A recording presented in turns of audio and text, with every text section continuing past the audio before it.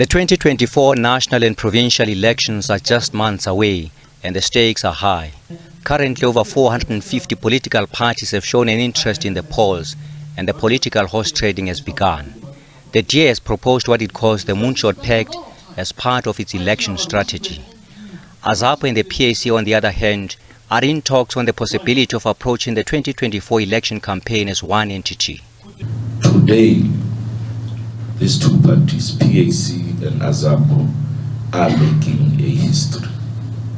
It was indicated that this mission started long ago in Zimbabwe, but today it is the turning point.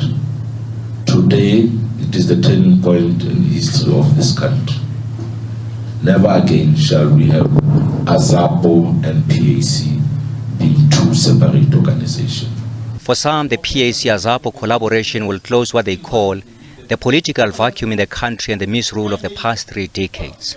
Azapo and the PAC have come together, and they've come together to say, because we are holding the political memo, because we have the political reference for democracy and freedom, because we are the liberation movement, as Azapo and the PAC, we need to come together and close the gap, because there's been an outcry out there.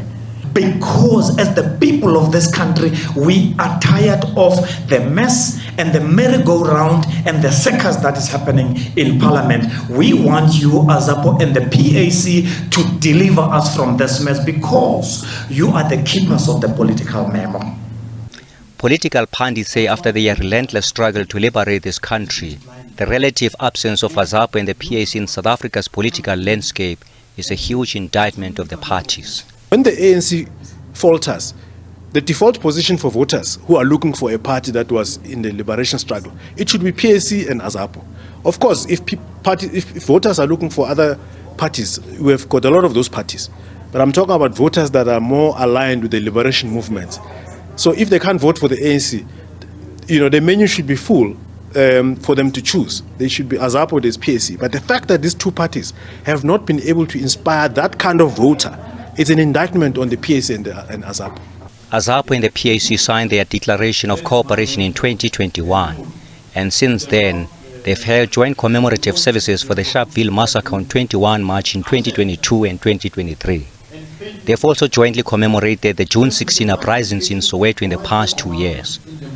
And today they agreed that fighting side by side in the next polls will be a fitting tribute to their founding fathers, the late Robert Mangaliso Sobukwe and Stephen Bantu Biko, among others. Ntebo Mokobo for SABC News in Johannesburg.